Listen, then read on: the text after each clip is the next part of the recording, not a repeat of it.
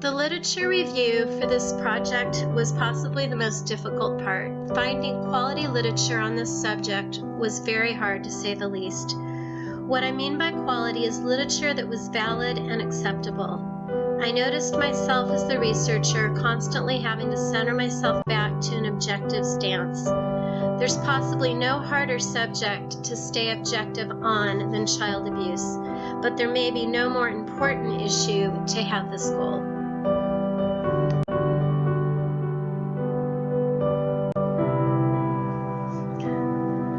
Much of the literature that became a part of this research paper and project was statistics. And having to cross-check those statistics with other sources of literature to make sure they were true and valid was a lengthy process. The 3 quotes that you see before you, I cross-checked and found to be valid in multiple sources.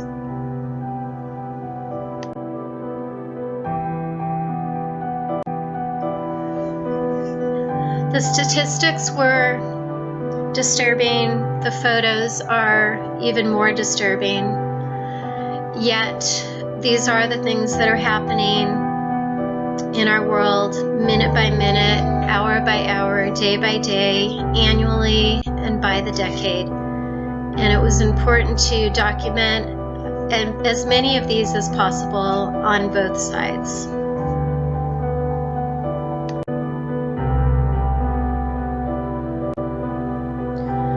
The gold standard of custody decisions are for the best interest of the child, but therein lies the problem and was the foundation of this research project. Is the best interest of the child truly being achieved? And how can we as a country and even a world do better at that? The images that you see below are children that were placed in the custody of the parent that was deemed to be in the best interest of the child. The goal of all custody decisions in the day and age that we live in is the best interest of the child, but therein lies the problem. The best interest of the child is a discussion that will be debated for who knows how long, but it has been a very difficult debate from the beginning of the type of custody arrangements that we have at this time. I gotta do that again.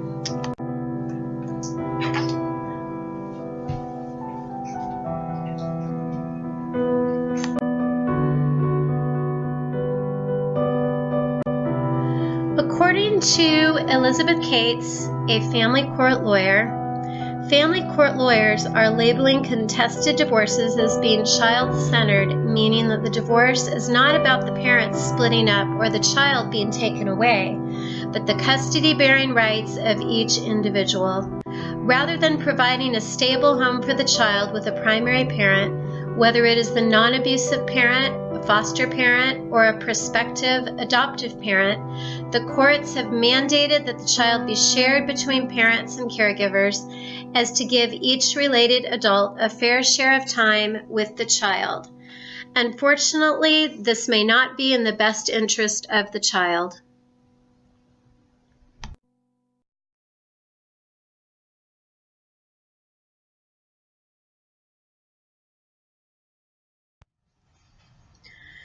Studies have shown that even in the best of scenarios, when 2 parents are cooperative, the children with 2 homes in reality had no homes.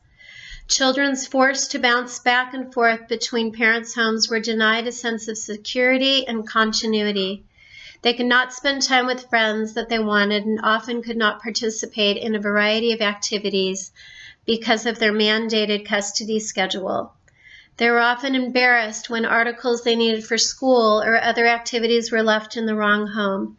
In other words, even when parents were able to cooperate in the best of cases, the shared custody arrangement placed added pressure on the children and made their lives more difficult. Their success in academic studies and social interaction is negatively impacted by the shared custody arrangement. This quote is according to Barry Goldstein. Rather than this division of the child's life being healthy and safe, the child's life is fragmented and subject to continual abuse and neglect in some cases. And many times, relatives, social workers, and advocacy workers are put in a situation in which the child is fought over, leading to manipulation, lying, physical, emotional abuse, and a high-stress environment.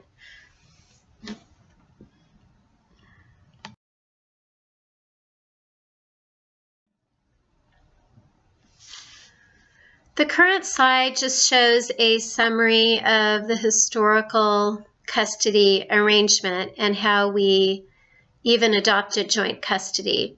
Whereas for many hundreds of years in the 19th century and prior to that, children were property of the father. By the 20th century, the mother was considered the primary caretaker. It wasn't really until the middle of the 21st century that custody arrangements were common.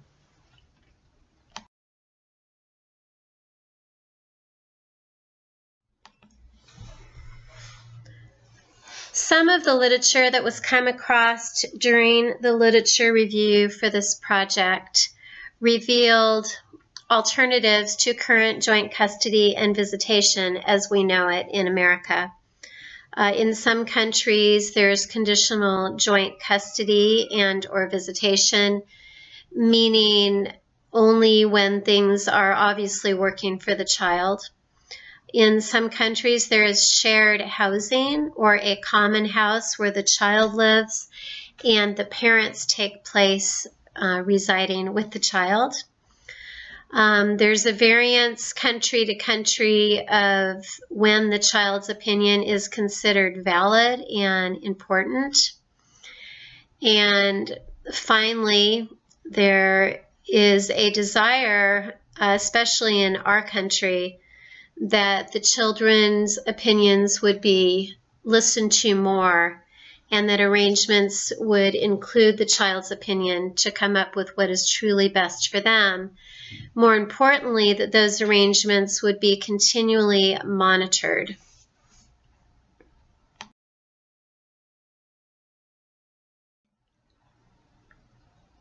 In addition to the literature available for this project, it was important to include film and documentaries, as most of these were based on multiple true stories. Watching the progress of the court cases and seeing interviews by the actual victims was important to get a clearer picture of this research problem.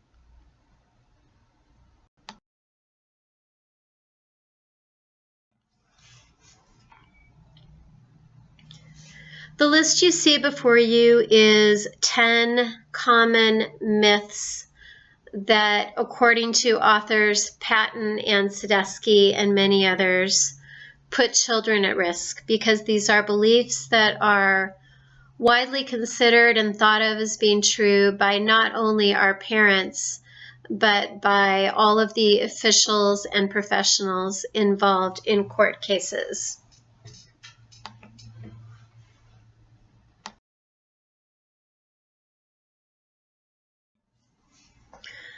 There is a vast amount of information concerning pressure to reunify, from the courts to the social workers to evaluators to the parents. It creates a cycle of pressure that at times works against itself. There are pressures that the foster care agencies are under to meet state standards of reunification. There are pressures the states are under to fund the foster care programs based on how many they need. If the reunifications increase, then foster funding decreases, and then it works the other way around, creating a vicious cycle. There are times when priorities are not in the order they should be due to this pressure. According to Russell, during this time, the child experiences an endless waiting game, often exposed to further abuse in foster care or even in a relative kinship placement. And the longer they wait, the less hopeful adoption becomes. If the child's parents satisfy the courts, the family reunifies. This does not mean, however, that the family is ready to parent, and there is no way to predict the outcome of a reunification until, at times, it is too late, according to Barry Goldstein.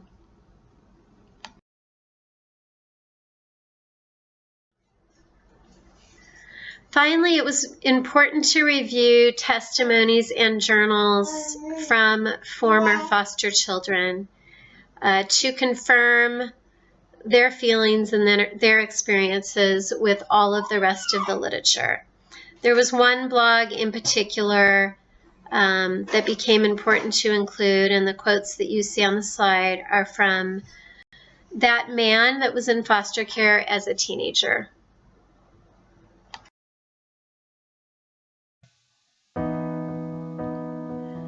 This research study was inspired by an observation that many foster parents, adoptive parents, divorced parents, kinship providers, and caregivers have been frustrated with our judicial system. Wanting to get to the bottom of what the issues are was the motivation for this research study.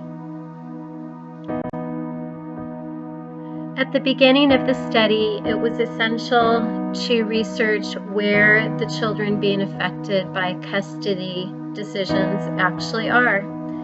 And this is a layout of children that are removed from their biological families and where they ended up in 2014 in the United States to the best of our ability. There's always numbers that do not show up in statistics.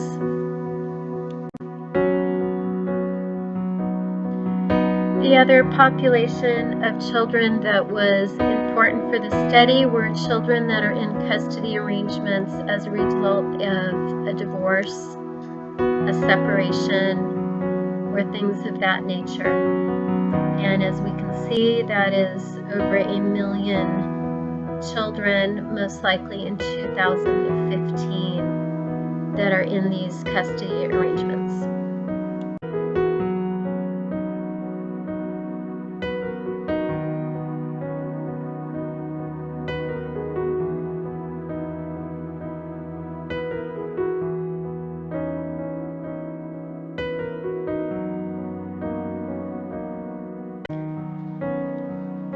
As the research study grew, it was obvious that there was people from many different professions and situations in life that were involved with custody decisions, and it would be essential to survey and or interview a percentage of people from all of these different categories to get a fair and broad perspective.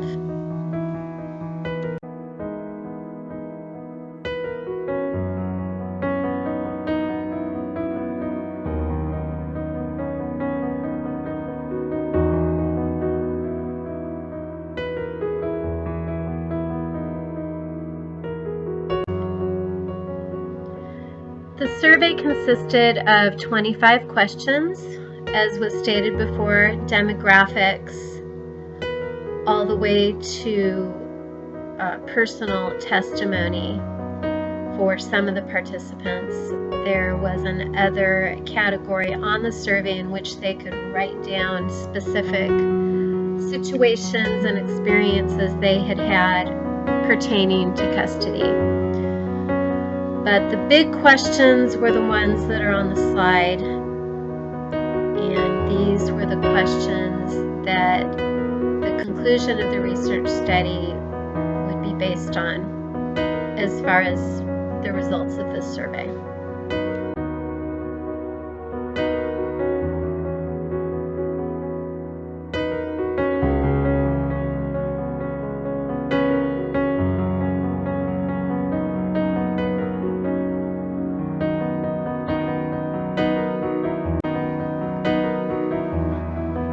Although the survey results that came in had extremes on both ends of the spectrum, everything from stating that the system is completely corrupt and beyond help, to a couple, two to be specific, participants that stated that they believe the system is working excellent without any flaws whatsoever.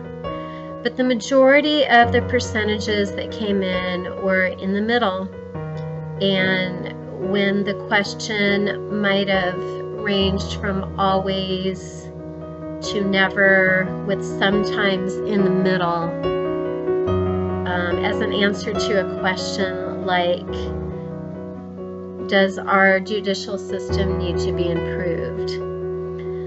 A lot of the answers came in the middle ground, which was honestly surprising from where the research started, feeling like the survey results would come in very much swayed to an extreme side of believing that our judicial system is in a state of failure.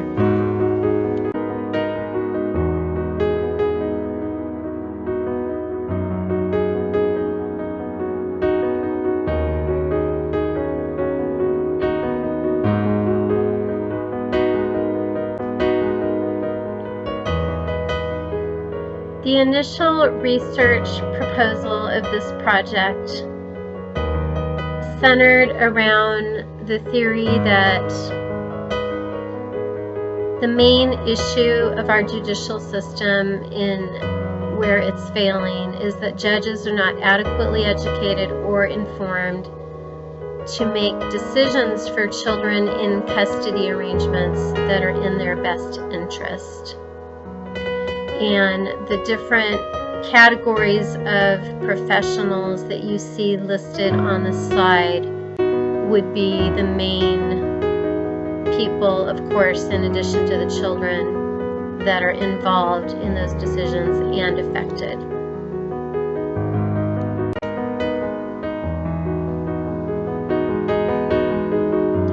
The results of the survey came out quite different than the research problem proposal, in that rather than focusing the problem on the judges, it was found in the results that most of the participants of the survey believed that there's too many caseloads, too few workers, and in that is the breakdown of the system. Many of the participants offered their belief that the system could work better if there was more funding, allowing more employees with lesser caseloads, and that would solve the majority of the problems and result in better communication, therefore eliminating the information gaps that cause poor decisions to be made in the first place. Although the survey results represented many, many different perspectives and extremes on both ends of the spectrum, like I stated before, the overall mean of the percentages would reflect that out of the 150 participants, most believed that our system is in adequate shape and in much better shape than was proposed by the research problem.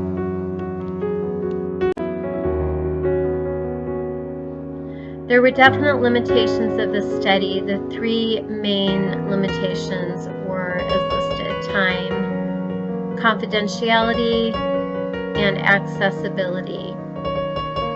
The research project had a short amount of time allowed from start to finish, whereas locating, interviewing, finding access, getting around confidentiality for the different types of professions desired for the study would have taken a lot more time. Accessibility would have entailed more of a professional relationship and a long-standing relationship with different professionals such as lawyers and social workers because of confidentiality.